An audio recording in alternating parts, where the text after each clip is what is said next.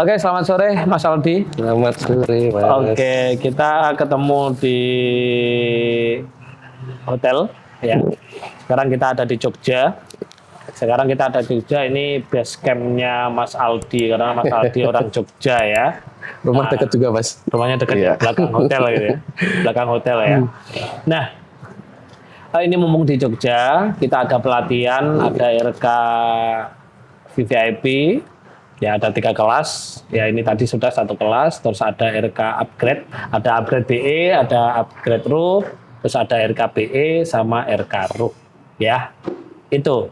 Nah, teman-teman, hari ini kita akan ngobrol-ngobrol seputar pengetahuan tentang meditasi ya, Mas. Bahwa yang di luar sana banyak orang memahami meditasi itu adalah hal yang dilakukan hanya untuk kekayaan saja.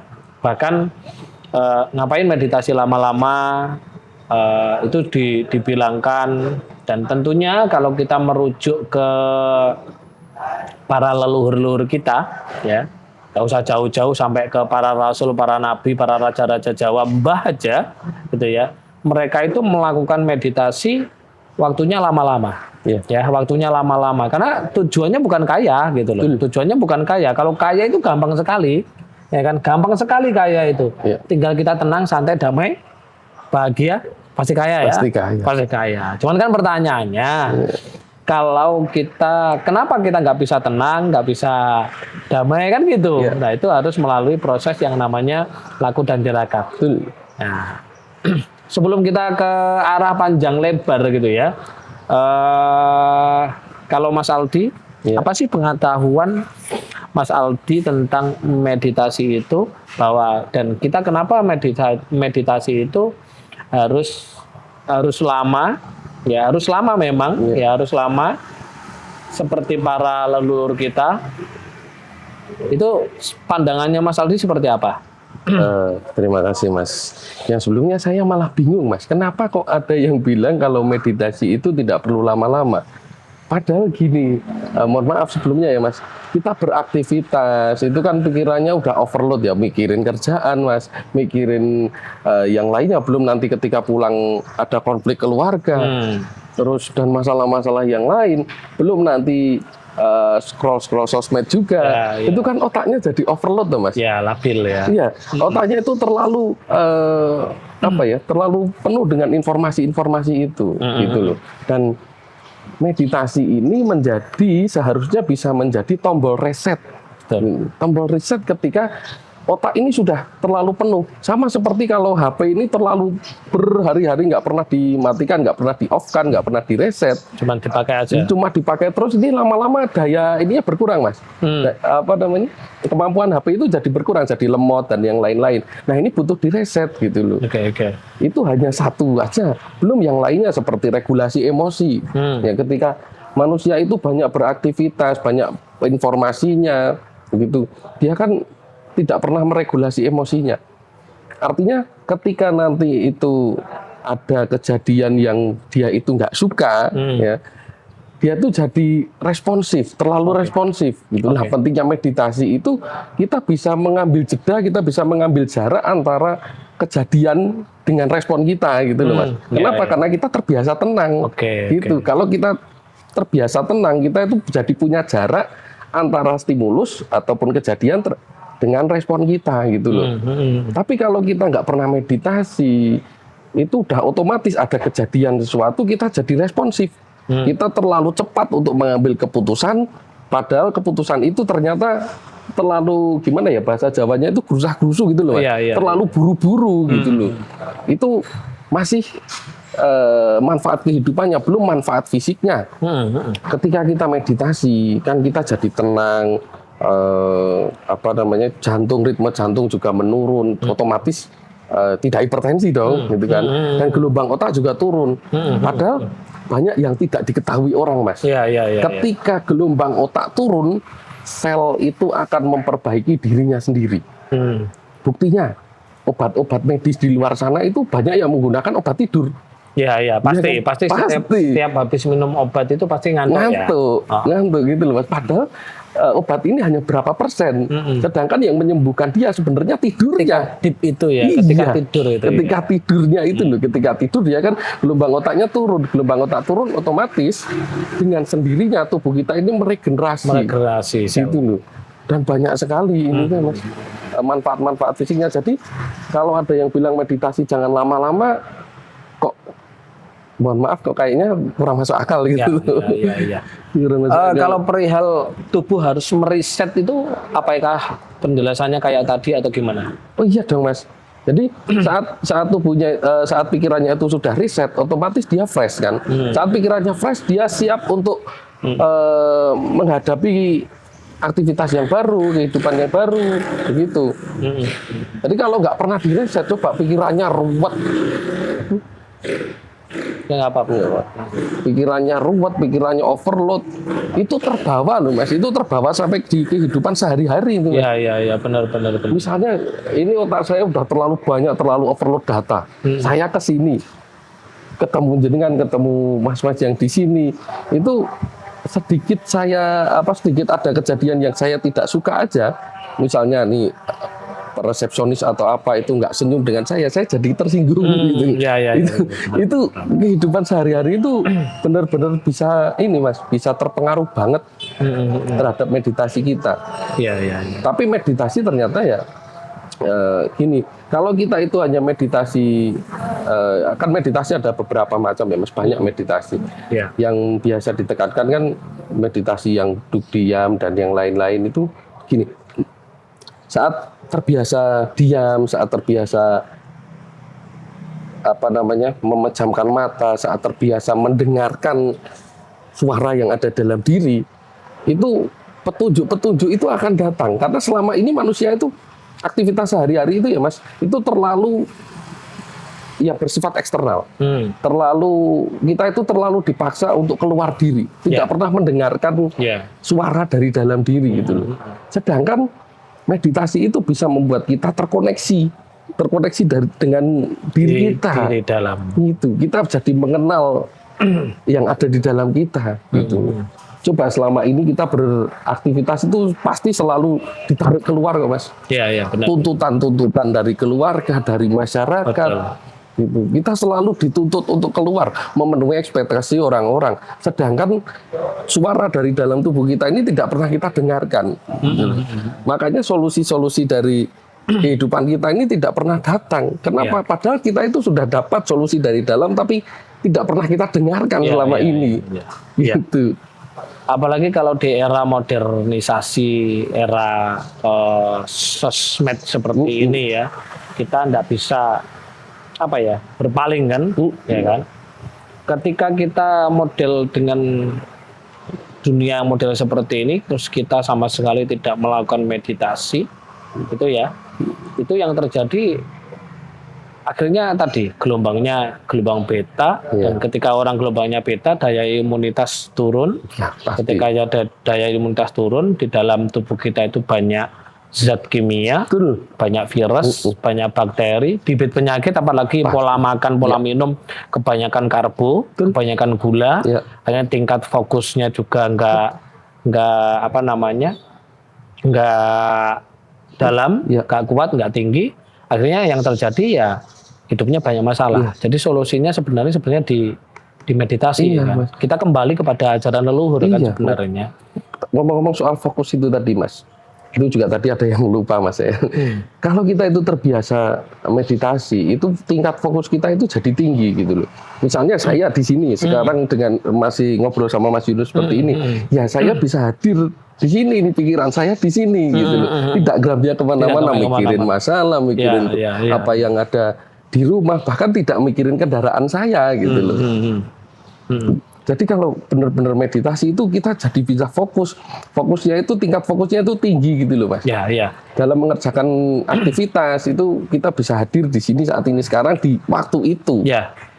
Tapi yang jelas tentunya meditasi kan nggak semudah apa yang dilakukan kan. Maksudnya tinggal diam, harus ada gurunya. Harus ada titik fokusnya di mana, bentuk kakinya, bentuk tulang punggungnya, mudranya, tangannya, mudra dan lain-lain supaya tidak mengganggu energi prana dan kundalininya, supaya tidak salah arah kan seperti itu. Jadi justru ketika kita melihat dunia yang sangat-sangat modern seperti ini, era digitalisasi seperti ini, era sosmed seperti ini, justru kita sebenarnya harus lebih lama loh ya meditasinya daripada orang zaman dahulu. Iya Mas. Orang zaman dahulu itu para nabi, para rasul, para resi, para begawat, mungkin juga para guru-guru spiritual, raja-raja kan meditasinya bisa berhari-hari, bisa bertahun-tahun.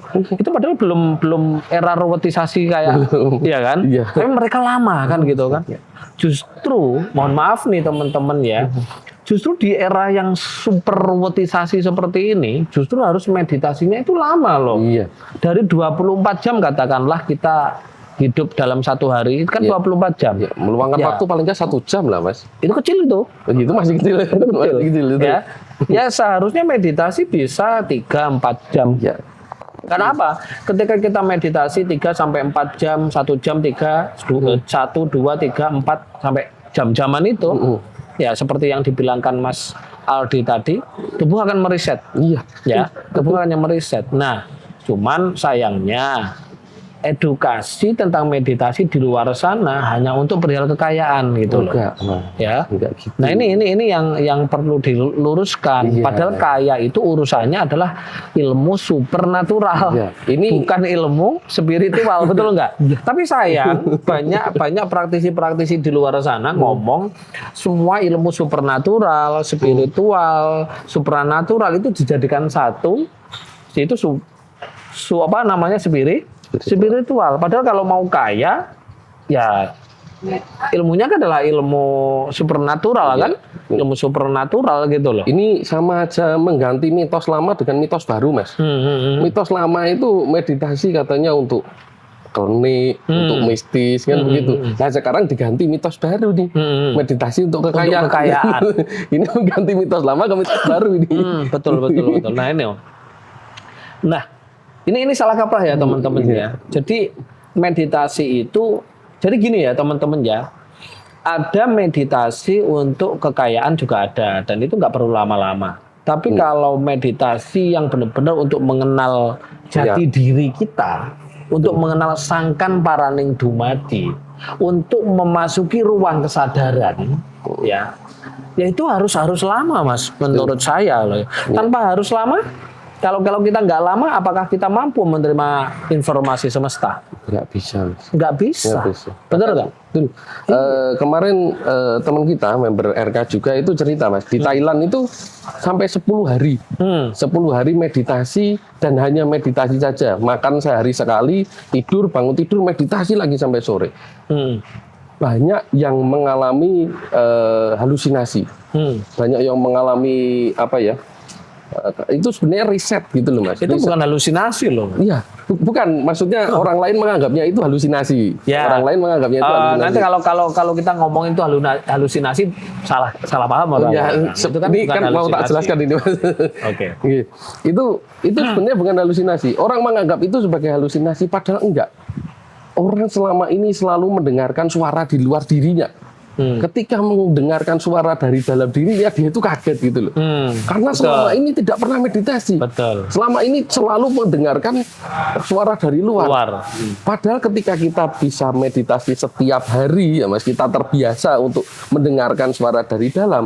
Nah itu kita jadi nggak kaget gitu loh. Nggak menganggap itu sebagai halusinasi. Tapi kalau selama ini kita nggak pernah meditasi, hanya meditasi sebentar, itu jadi nggak betah. Iya. Pasti nggak betah 15 menit aja.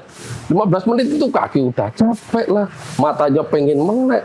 Padahal manfaat meditasi itu banyak sekali Mas. Ketika kita tenang mendengarkan suara dari dalam diri, mata kita terpejam, itu otaknya kan memproduksi melatonin. Nah, manfaat melatonin ini banyak sekali Mas. Salah satunya untuk meregenerasi sel. Iya. Dan itu menjadi sumber energi terpendam di dalam diri yang nanti kita bahas saat olah nafas. Gitu. Termasuk kalau hormon melatonin itu terproduksi, itu sebenarnya ilmu rawa rontek gitu. Iya, regenerasi sel yang terlalu cepat. Iya, jadi kalau diilmiahkan kan, kalau diilmiahkan itu ilmu rawa rontek sama pancasona, itu adalah di mana hormon melatoninnya tinggi. Iya. Dan ketika penyembuhannya terlalu cepat. Iya, regenerasi selnya terlalu cepat. Jadi itu bukan ilmu klinik sebenarnya. Bukan. Jadi pengetahuan meditasi seperti ini Mas Aldi dan teman-temannya. Jadi meditasi itu ada 3 tahap sebenarnya. Bagi seorang pemula, ya, belum bisa dikatakan meditasi. Iya. Ya, kalau meditasi masih 15 menit, 20 menit, 30 menit, 60 menit, Latihan itu masih dikatakan latihan ya teman-teman. Dan itu efeknya sangat enak. Iya. Maksudnya ada sensasi A, sensasi B, mungkin sensasi Relaksasi. apa ya? Relaksasi ya. Sensasi apa namanya? Kayak energi panas, dingin, atau kayak melayang-layang, atau kayak rasa itu masih pemula loh Mas itu. Iya Mas. Jadi ada tiga tahap dalam bermeditasi Mas ya dan teman-teman ya. Meditasi yang pertama yang masih menit ya, nilai menit sampai 60 menit itu belum bisa dikatakan meditasi sebenarnya. Itu masih tahap pemula. Karena masih nanti ketika meditasi itu akan merasakan sebuah sebuah sensasi-sensasi. Nah, sensasi itu fenomena apa sebenarnya? Sensasi itu adalah fenomena di mana hormon itu terproduksi, sehingga sistem hormonal itu dia berubah dan merambah ke saraf, merambah ke sel, akhirnya muncullah yang namanya sensasi. Betul. Itu kan masa-masa perbaikan. Betul. Itu masih belum dikatakan meditasi ya teman-teman. Itu belum dikatakan meditasi. Nah, tahap yang kedua, setelah sistem hormonal di dalam tubuh ini dia kembali ke setelan awal, riset pabrik ya, risetnya sang semesta, itu sudah tidak ada sensasi. Kenapa? Karena sistem hormonal sudah sesuai, 7 cakra juga sudah aktif semua, sel-sel juga terbaiki semua, dan di situ biasanya yang terjadi pada teman-teman ya, meditasi rasanya nggak enak. Betul Mas. Rasanya meditasi itu gelisah. Betul. Karena biasanya merasakan sensasi yang enak, yang macam-macam gitu ya. Tiba-tiba meditasi kok rasanya kok nggak enak, nggak betah. Justru itu harus dilewati tuh Mas fase itu. Iya, itu harus dilewati yang dimana akan masuk kepada fase yang ketiga, yaitu benar-benar namanya fase meditasi. Nah, fase meditasi itu adalah fase deep. Yang dimana sukma kita sudah tidak ada di dalam tubuh kita. Karena gini, meditasi yang benar-benar meditasi itu adalah dimana ketika kita meditasi itu sudah nggak ingat apa-apa. Jadi kita bangun-bangun itu sudah sehari, sudah 1 hari, 2 hari, 3 hari, bahkan 4 jam, 5 jam, bahkan 6 jam, bisa belasan jam. Lepas dari dimensi waktu. Lepas dari dimensi ruang dan waktu. Dan ketika kita kembali sadar, kita nggak bisa bercerita. Kalau di ilmu Jawa disebut liep-liep ngaliep. Itu baru dikatakan meditasi. Makanya kenapa orang zaman dahulu, para rasul, para nabi, para raja-raja Jawa, para resi, rasa begawat dan lain-lain, kenapa kok mereka bisa meditasi berhari-hari, berminggu-minggu, berbulan-bulan, bertahun-tahun? Itu sukmanya sudah tidak ada di dalam tubuh. Kalau kita sukmanya masih dalam tubuh, gelisah. Nggak mungkin bisa 2 jam, 3 jam, itu nggak mungkin. Dan itu dijelaskan juga di buku Becoming Supernatural, Mas. Masa? Ada. Ada itu ya? ada zat side melatoninnya, itu di samping melatoninnya, itu ada zat yang membuat tubuh kita itu terregenerasi ketika kita tidak mengkonsumsi apapun. Itu dijelaskan semuanya ada. Jadi pentingnya meditasi itu di situ, Mas. Ketika fase itu sudah terlewati, nah tubuhnya ini mereset, setelan ulang, setelan pabrik. Bahkan kita itu bisa sampai tidak mengkonsumsi apapun berbulan-bulan. Begitu, Mas. Mungkin hanya butuh untuk tahap awal mungkin hanya butuh air putih saja. Gitu. Dan itu saya sudah membuktikan berkali-kali. Saya sudah membuktikan. Sudah membuktikan berkali-kali, bahkan sampai 10 hari saya tidak makan apapun, hanya minum air putih saja, nyatanya hidup, Mas. Sebenarnya ada tips supaya teman-teman meditasi bisa lama-lama sebenarnya. Bisa fokusnya tinggi. Tipsnya itu cuma satu. Tidak makan karbo dan tidak makan gula. Gula, iya. Dua, karbo dan gula. Itu meditasi bisa kayak saya nanti, bisa 7 hari 7 malam tidak makan, tidak minum, ya tidak bangun sama sekali. Bangun-bangun, saya tanya sama emak saya, Saya kayaknya meditasi sebentar mas. Tapi ketika saya bangun dari meditasi ternyata sudah 7 hari 7 malam loh. Nggak kerasa. Nggak kerasa. Dan saya nggak bisa bercerita ketika saya di dalam meditasi itu terjadi apa itu nggak tahu. Kalau dipikir secara logika tidur nggak mungkin. Nggak mungkin. Karena saya tanya sama emak saya posisinya tetap posisi meditasi dan orang tidur kan pasti gelisah toh. Pasti bangun kan. Saya 7 hari 7 malam nggak bangun gitu. Jadi teman-teman ya, yang para pelaku meditasi ini nggak perlu khawatir. Kalau di tahap awal pemula latihan meditasi itu memang banyak sensasi. Karena di mana hormon sedang bekerja memperbaiki, meriset tubuh kita yang sudah rusak. Karena era modern, ya kan, karena pola makan, pola minum, pola pola hidup yang salah gitu ya. Itu sedang meriset memperbaiki tubuh. Dan kedua, masuk tahap kedua itu tahap masuk di mana meditasi itu nggak nyaman, nggak enak gitu loh, gelisah dan lain. Dan itu memang harus dilewati teman-teman.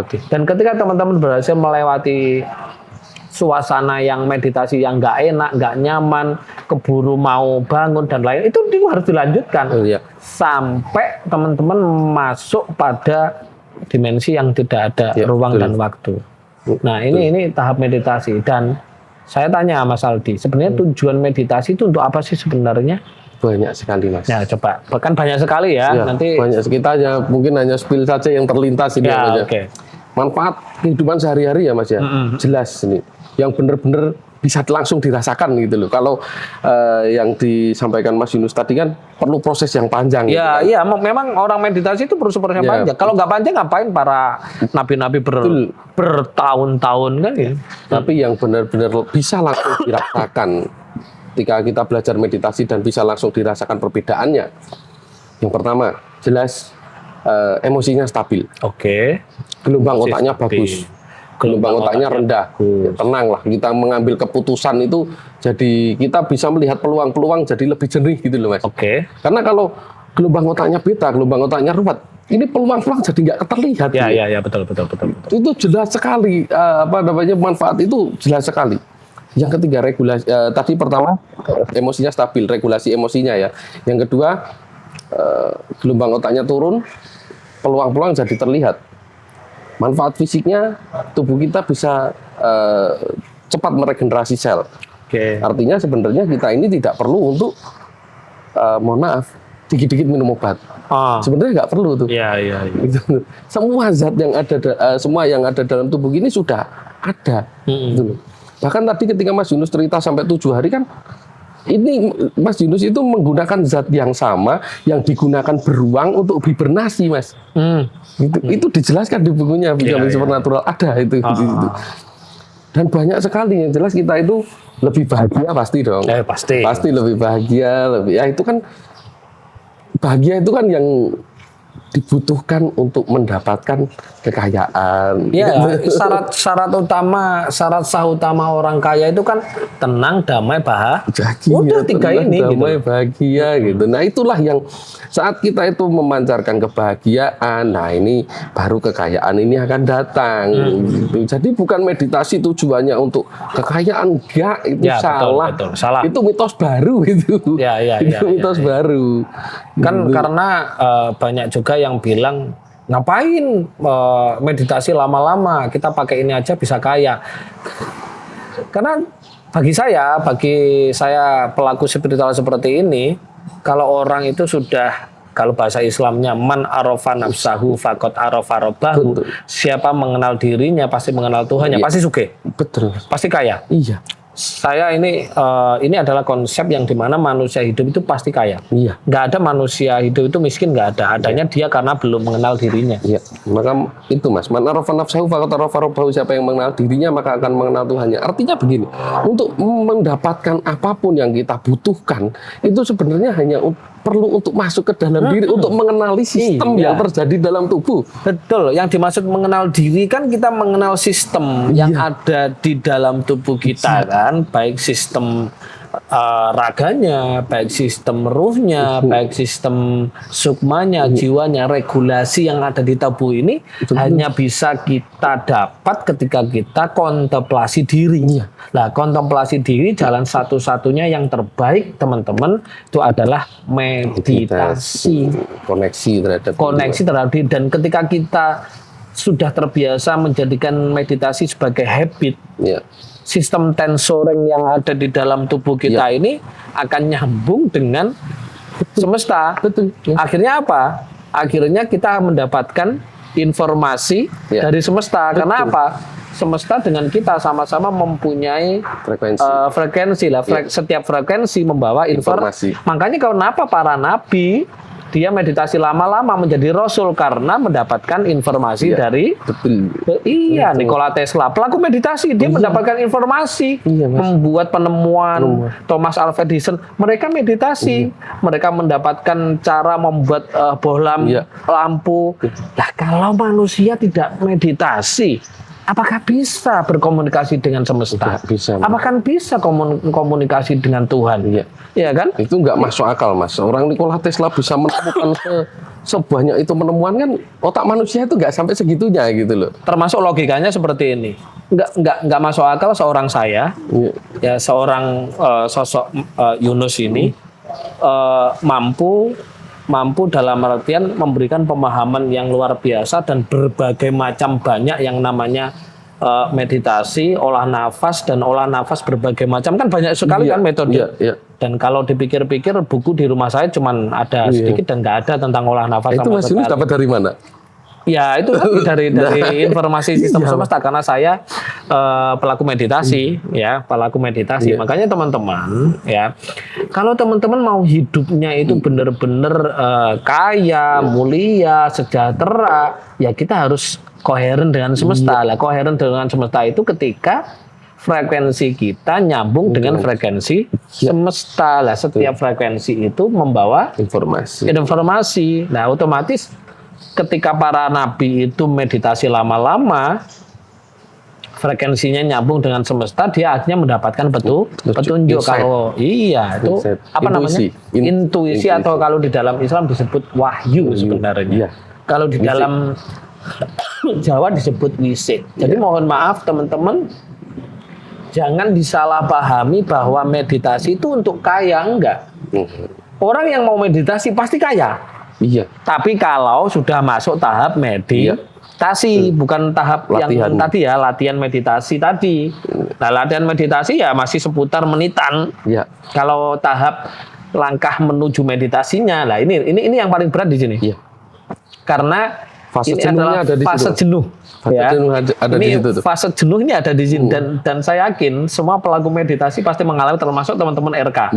Rata-rata ketika kemarin saya di Saresehan Surabaya dan kemarin malam 1 Suro itu tak singgung seperti ini. Semua 100% semua mengalami fase jenuh.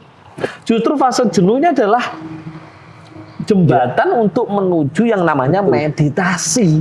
Tapi banyak yang gagal di situ, Mas. Banyak yang langsung berhenti tidak menjalankan. Tapi ketika berhenti tidak menjalankan, disitulah kegagalannya harus ngulang dari awal. Betul.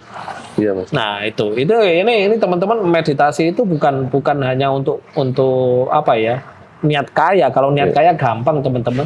Tinggal hidupnya tenang, damai, bahagia, udah selesai. Kalau kaya sebenarnya masuknya pada pernafasan sebenarnya. Iya.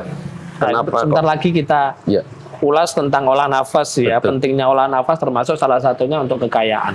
Kalau meditasi, kalau bagi orang spiritual ya untuk mengenal hidupnya, mengenal Tuhannya, mengenal semesta dan koherensi kepada semesta. Kan begitu, Mas ya? Seperti itu. Jadi teman-teman kalau fase masa jenuh itu harus dilanjutkan. Itu fase terberat itu. Kalau teman-teman malas tak gagal wis tak leren, akhirnya nggak meditasi, akhirnya rusak lagi. Perlu diriset. Jadi seperti itu. Ya mungkin ada tambahan dari Mas Aldi sebelum.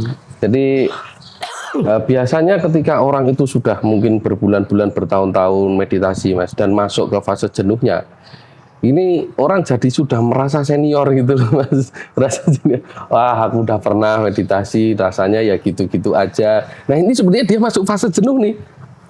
Kalau rasanya kan dia masih bisa bercerita rasanya meditasi. Mohon maaf Mas, ini saya potong. Dia belum masuk pada kategori meditasi. Dia masih masuk ke fase pemula. Iya. Karena di pemula itulah merasakan sensasi. Iya.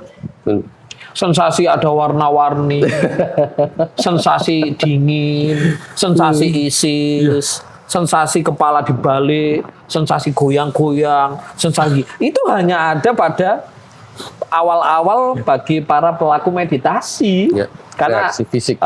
Perbaikan sistem hormonal, perbaikan gelombang, perbaikan vibrasi, perbaikan frekuensi. Kalau semua sudah baik, rasanya gimana kan gitu? Dia pasti tenang Mas, karena kan selama ini ketika gelombang otak itu beta, ya, kita terlalu aktivitasnya terlalu hektik kan tubuhnya ini tegang Mas. Ya.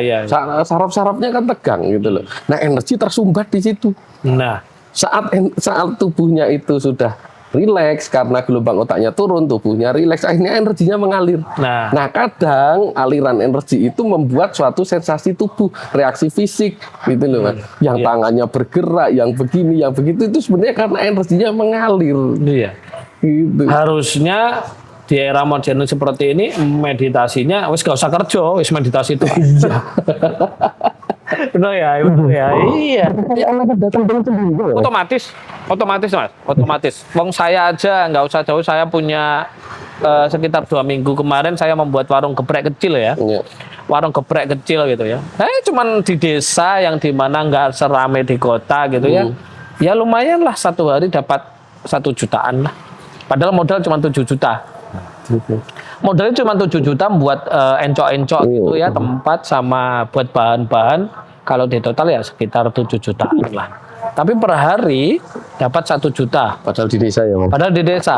Kalau per hari dapat 1 juta dan nggak pernah libur, selama 30 hari 1 bulan, berarti kan 30 juta.